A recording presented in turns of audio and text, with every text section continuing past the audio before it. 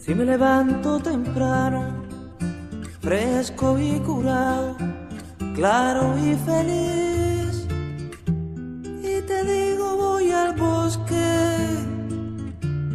para aliviarme de ti, sabe que dentro tengo un tesoro que me llega a la raíz.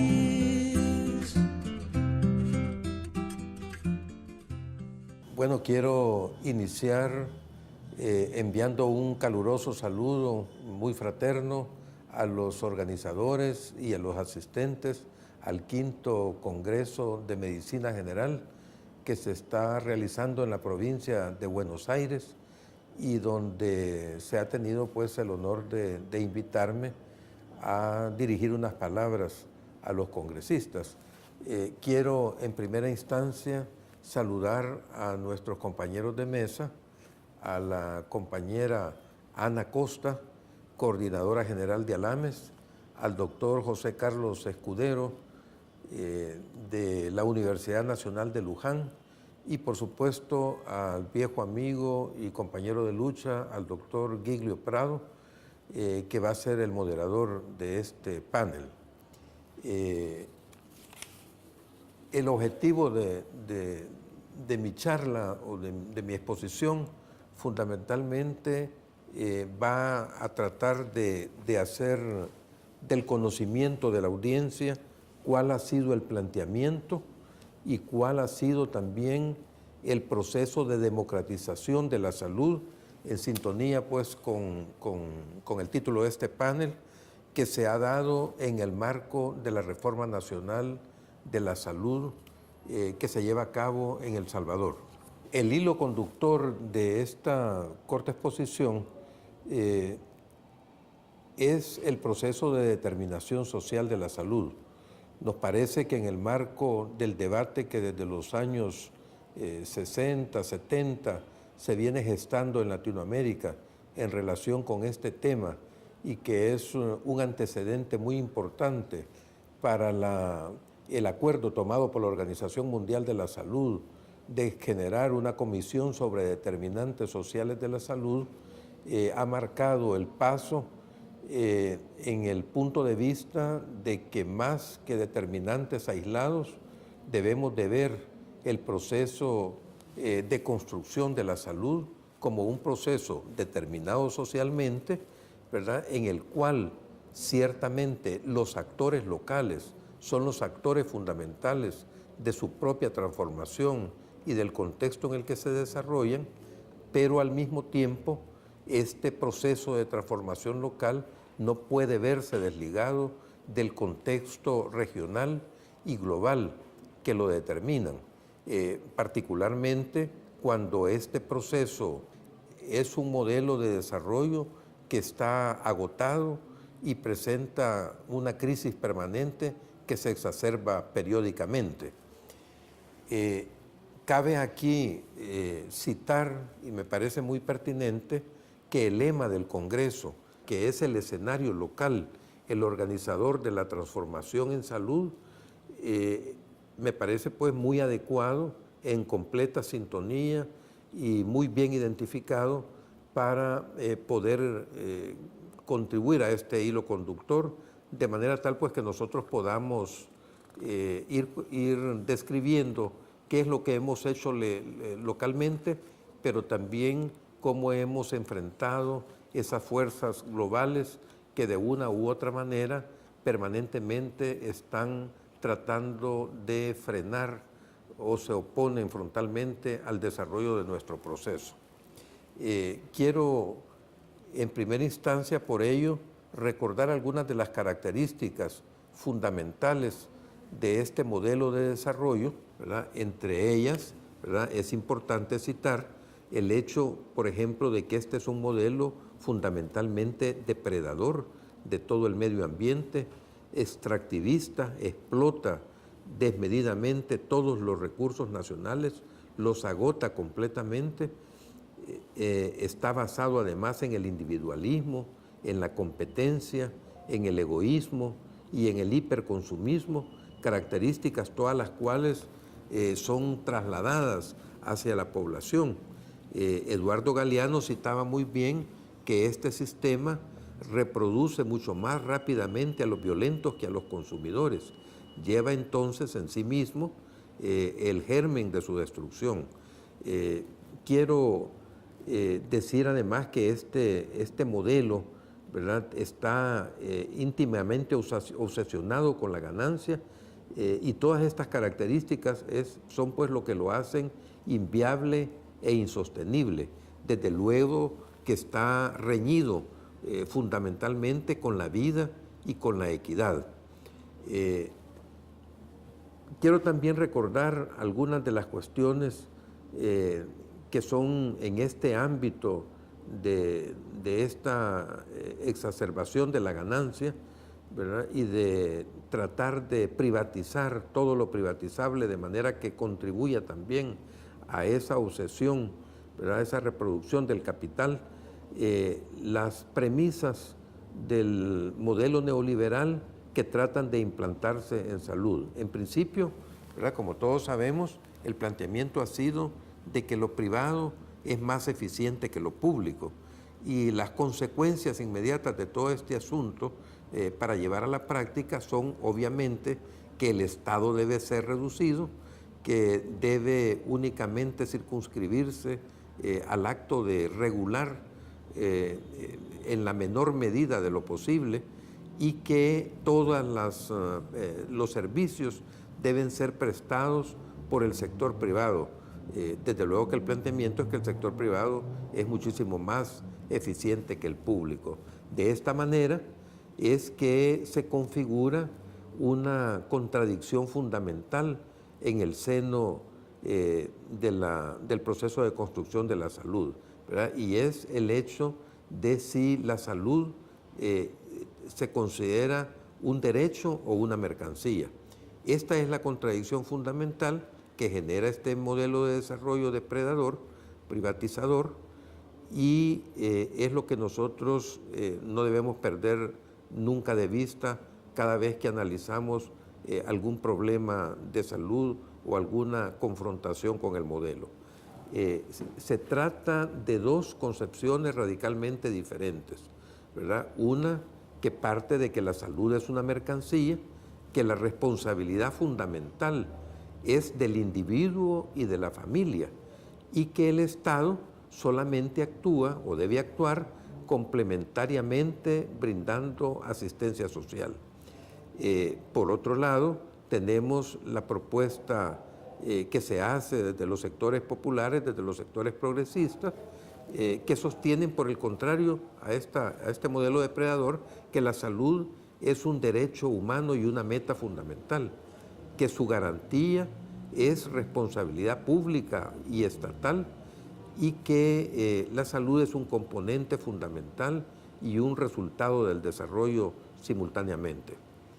En este punto creo que es importante para poder ilustrar cómo este modelo depredador, excluyente y generador de inequidades incide en el marco local, recurrir a un ejemplo de una de las enfermedades que más está azotando a nuestras poblaciones a todo lo ancho y largo de nuestra América. Se trata precisamente de la enfermedad transmitida por el virus del dengue. Hubiera querido poder ver la representación teatral del Star Wars Aedes. Seguramente los de la compañía teatral han considerado soluciones que nos han querido implantar, como la de los zancudos transgénicos, que más que una solución vienen a complicar mucho más el problema.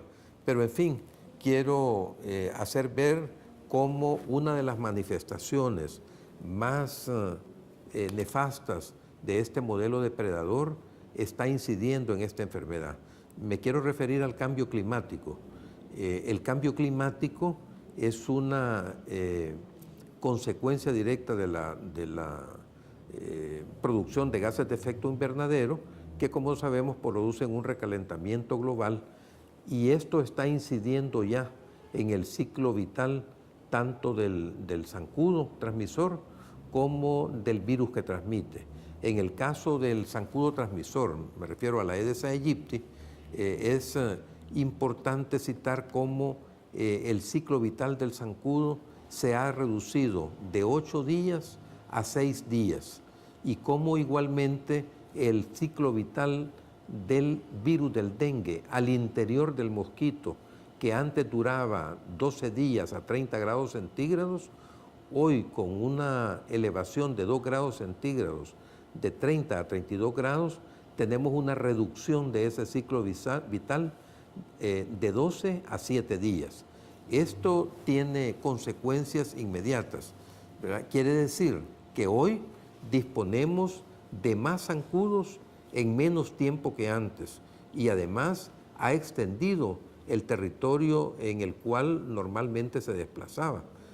Antes estaba confinado entre el trópico de Cáncer y el trópico de Capricornio y hoy ya tenemos zancudos en Florida y en Texas y está también distribuido bastante más al sur del trópico de Capricornio. Igualmente, las ciudades de la cordillera de los Andes que estaban por encima de los 1000 metros y otras ciudades también en nuestra América que estaban por encima de esta altura, estaban protegidas contra la presencia del zancudo, pero actualmente ya podemos apreciar la presencia del zancudo y consecuentemente la presencia de la enfermedad. Esto es extremadamente importante porque además de que tenemos más zancudos en menos tiempo que antes, estos zancudos se vuelven infecciosos en menos tiempo que antes. Y como son más pequeños como resultado del ciclo vital reducido, se ven obligados a picar con más frecuencia, ¿verdad? Y por lo tanto las posibilidades de transmitir la enfermedad se acrecientan. Esto es un elemento que incide en todos nuestros procesos locales. En este momento también quisiera citar cómo este modelo que trata de fijar la responsabilidad en la familia y en el individuo por las enfermedades que padece, culpabilizándolo de la pobreza y de la exclusión que genera el modelo, cómo este modelo realmente y las inequidades que genera son las mayormente responsables del desarrollo de la enfermedad. En esta lámina, por ejemplo, podemos ver cómo se relaciona la tasa de incidencia de dengue por 100.000 habitantes con el acceso al agua según quintiles de acceso, tomando como punto de referencia el estrato más aventajado, que es el quintil 5, es decir, el quintil 5 es el 20% de la población que tiene mayor acceso al agua y acá cada una de las barras representa los 5 quintiles en que se distribuye la población, siendo la barra más alta la que corresponde al quintil con menor acceso. Las tasas, ¿verdad?, están graficadas en el eje vertical y los quintiles de acceso en el eje horizontal. Entonces podemos ver cómo la tasa en el segundo quintil de acceso es 84 casos por cada 100.000 habitantes, mientras que en el quintil de menor acceso al agua, ¿verdad?, la tasa de incidencia del dengue es de 414 casos por cada 100.000 habitantes, ¿verdad? Esto nos refleja en forma inmediata cómo es censurable, condenable, criminal tratar de responsabilizar a las personas de una enfermedad que es consecuencia de que el Estado no les puede garantizar el acceso al agua. Igualmente, en esta otra lámina podemos ver cómo se relaciona otra inequidad, ¿verdad?, que es el acceso a la educación expresada en el analfabetismo, tomando siempre, ¿verdad?, como referencia el estrato más avanzado, ¿verdad?, que es el quintil 5 en este caso, cómo las tasas de incidencia del dengue, expresadas también en casos por cada 100.000 habitantes, se van incrementando a medida que el analfabetismo se incrementa, ¿verdad?, de tal manera que en el quintil que experimenta mayor nivel de analfabetismo, tenemos tasas de 660 casos por cada 100.000 habitantes, más que el caso del quintil con menos analfabetismo. Podemos ver acá entonces cómo las inequidades generadas por este modelo excluyente, impactan directamente en la generación de enfermedades, en este caso del dengue.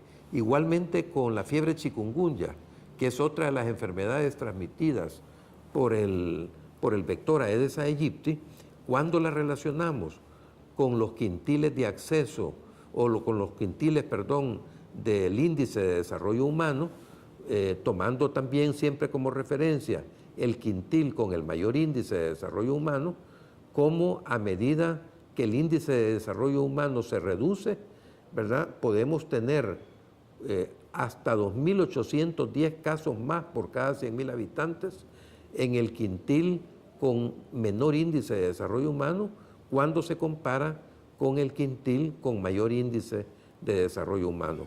Esta es una evidencia contundente de cómo estas inequidades generadas por este modelo excluyente y depredador, empeñado hoy en la privatización de un recurso vital como el agua, sin importar la exclusión que esto genera en las amplias mayorías de la población, contribuye a reproducir una enfermedad como el dengue. Y no solamente el dengue, sino también las otras transmitidas por este mismo vector Aedes aegypti. Me refiero a la chikungunya, al Zika, a la fiebre amarilla, etc.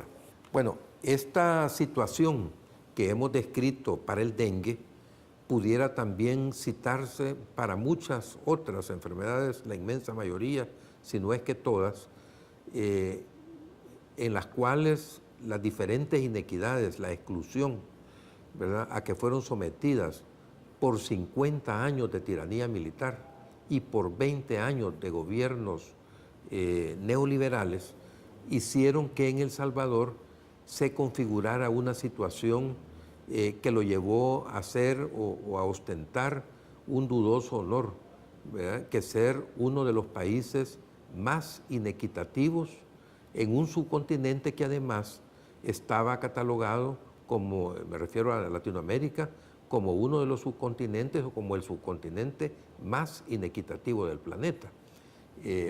Esto nos permitirá explicar, ¿verdad?, sin mayores detalles, por qué fue que El Salvador fue llevado a una guerra, ¿verdad?, que terminó con la firma de unos acuerdos de paz que generaron algunas reformas importantes en diversos aspectos de la vida de la sociedad.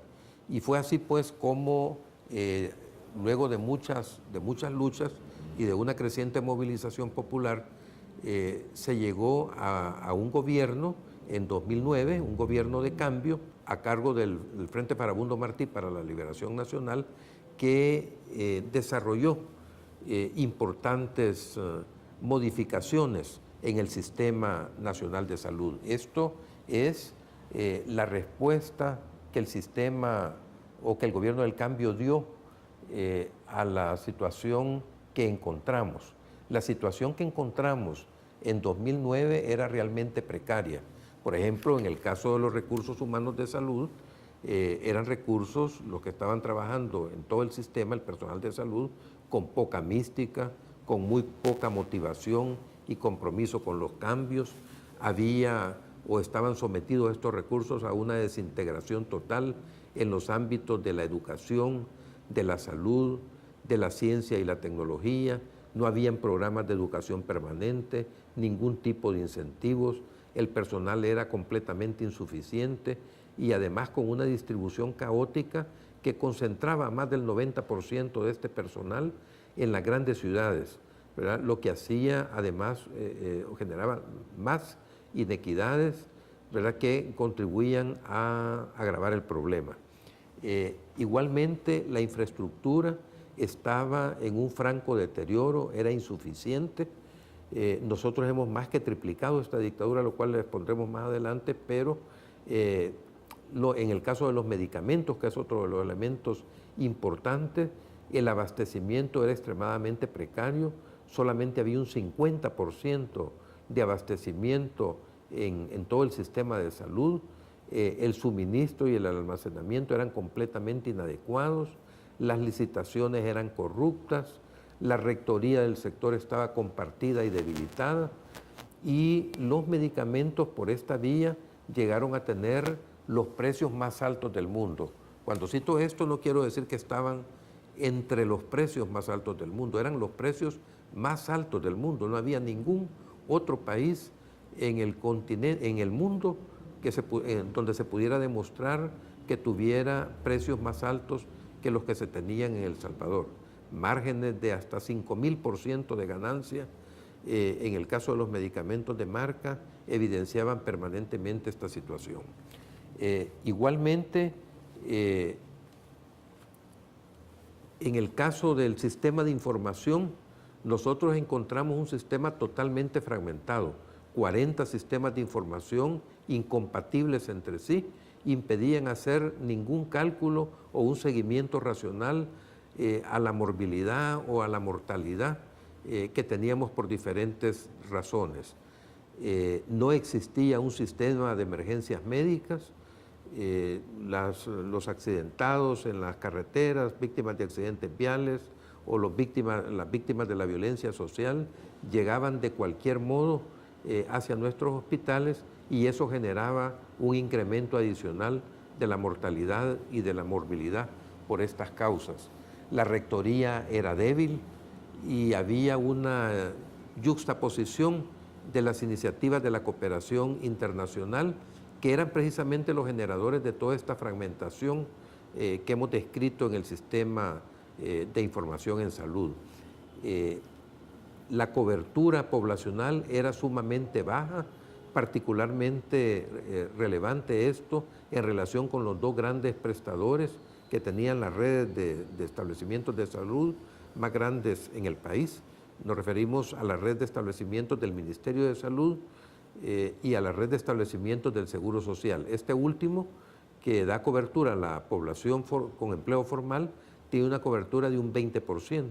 El resto, el 80% restante de la población, estaba bajo responsabilidad directa del Ministerio de Salud, que apenas cubría la mitad de esta población por debilidad en la infraestructura, por mala distribución de los recursos, ¿verdad? Y en general por un presupuesto precario que se le asignaba para mantener esta precariedad, con el objetivo criminal de que la población migrara hacia la provisión de servicios por el sector privado. En consecuencia, con toda esta situación muy rápidamente descrita en sus rubros más importantes, nuestro proceso de reforma enfrentó esta situación con un proceso de democratización de la salud, ¿verdad? En el mejor tenor del lema de este Congreso. Fue concebida como una respuesta integral a la exclusión, al abandono y a la privatización. En esencia, los principios en que se sustenta nuestro proceso de reforma de salud es que en primera instancia rechaza la mercantilización, concibiendo a la salud como un bien público y como un derecho humano fundamental. Tempranamente, precisamente, nuestro proceso de reforma, una de las primeras acciones, la primera acción que se tomó realmente fue la supresión de un criminal mecanismo de recuperación de costos que se había implantado con el nombre de cuotas voluntarias, que de voluntarias no tenían nada, porque el que no pagaba no recibía el servicio.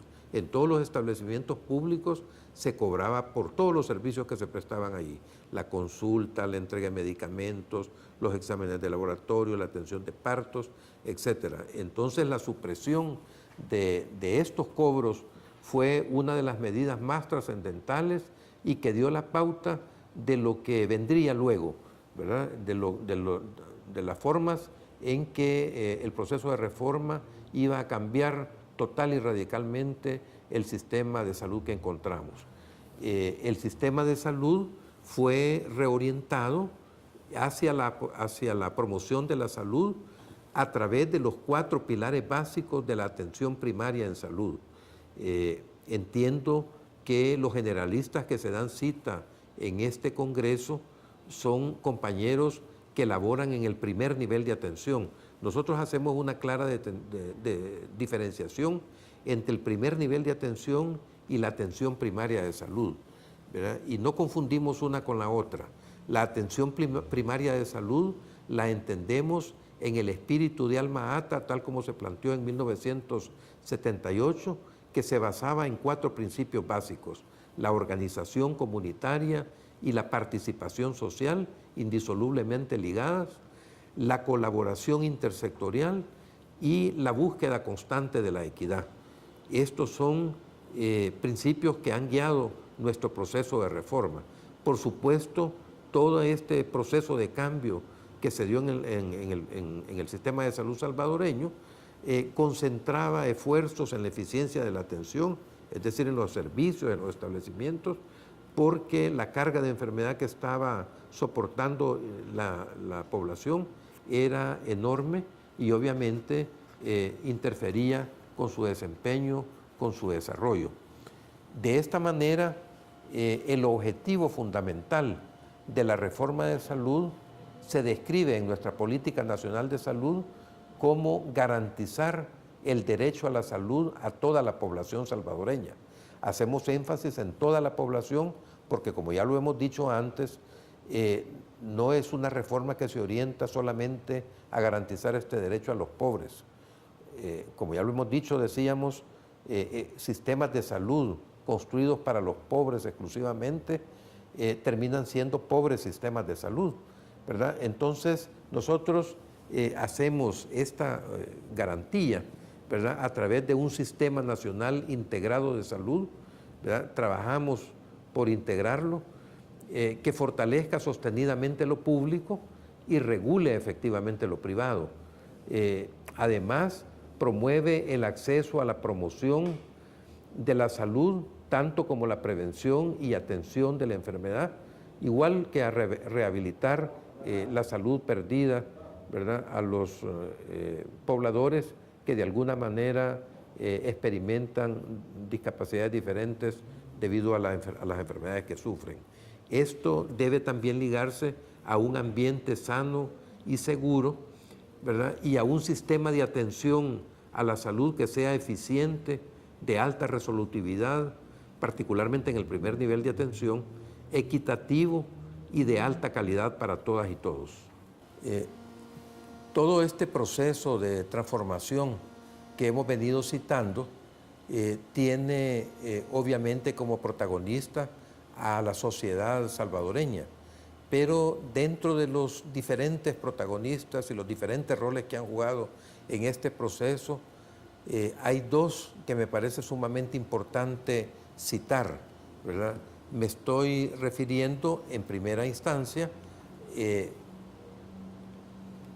al personal de salud, ¿verdad? El personal de salud tiene un papel fundamental. Nosotros decimos piedra angular del proceso de reforma.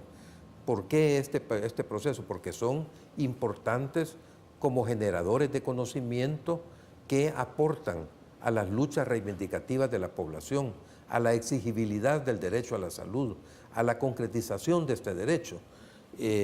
Esto es una cuestión muy relevante, ¿verdad? Pero sin ánimo de desmerecer ese enorme esfuerzo que el personal de salud realiza, muchas veces en condiciones muy difíciles, quiero decir que el principal protagonista en este ámbito es la organización comunitaria, ¿verdad? Es la organización comunitaria la que debe tomar el control del proceso de determinación social de la salud. Es la organización comunitaria la que, a través de la exigibilidad de los derechos, conduce a una mejor calidad en los servicios de salud, a la exigencia de un trato más humano, cada vez más humano por parte del personal hacia sus problemas.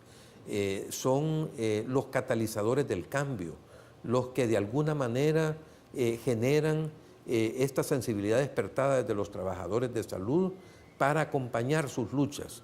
En el caso nuestro, esta organización comunitaria es el Foro Nacional de Salud. El Foro Nacional de Salud, tal como lo hemos concebido nosotros y luego de una fuerte lucha ideológica en la que se quería hacer que el foro fuera una dependencia del Ministerio de Salud, triunfó la tesis de que el foro debía ser una instancia autónoma, que debía constituirse en un espacio de participación en el cual la población pudiera definir consensos y el acompañamiento en la toma de decisiones hacia la transformación del Sistema Nacional de Salud para el pleno ejercicio del derecho humano a la salud, donde la sociedad civil organizada ejerce su derecho a la salud a través de un proceso de participación social y comunitaria que es consciente, voluntario, que es solidario y que es además crítico, no es servil al Ministerio de Salud. Por eso es que luchamos mucho porque fuera independiente, porque no queríamos un foro que nos dijera lo que queríamos oír, sino que nos dijera lo que realmente estaba sucediendo en la comunidad. El Foro Nacional de Salud ha sido en este caso una instancia que ha tenido siempre presente el proceso de determinación social de la salud, que es fundamental para el desarrollo integral de nuestros pueblos. Para militantes del derecho a la salud, como son los compañeros que nos escuchan este día, cómo se describen, ¿verdad?, diferentes elementos que intervienen en torno a la participación. Acá hay una definición de participación social y cómo deben crearse posibilidades, mecanismos, contenidos y cómo deben desarrollarse capacidades para la participación.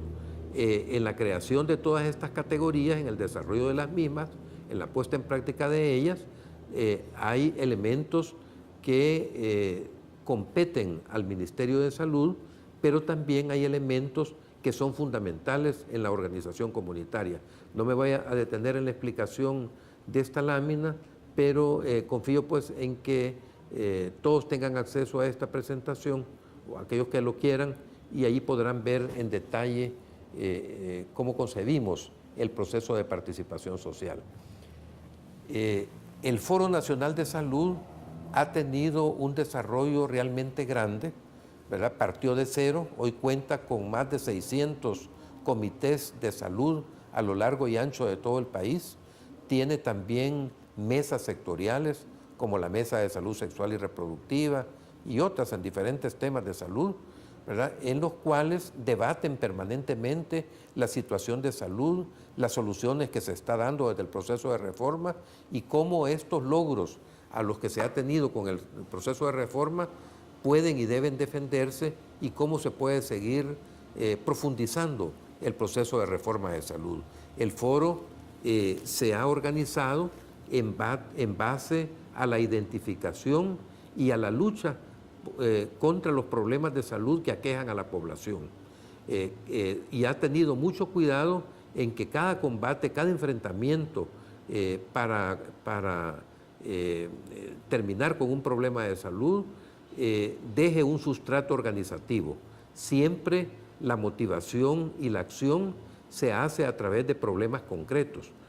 Por ejemplo, podemos citar una de las luchas importantes que ha llevado adelante el foro, el envenenamiento de los niños con plomo por una fábrica de baterías que consolidó y desarrolló redes del Foro Nacional de Salud, comités y enfrentamiento con las empresas que habían generado este problema y con el abordaje por parte del Ministerio de Salud desde años anteriores, ¿verdad?, a la llegada al poder del Frente Farabundo Martí.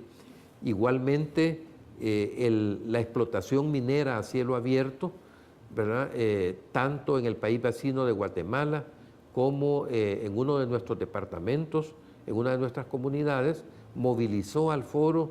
Esto hizo incrementar su organización y su militancia y además logró que la minería a cielo abierto fuera declarada ilegal en El Salvador, que no se admitiera, ¿verdad?, la minería a cielo abierto en el país.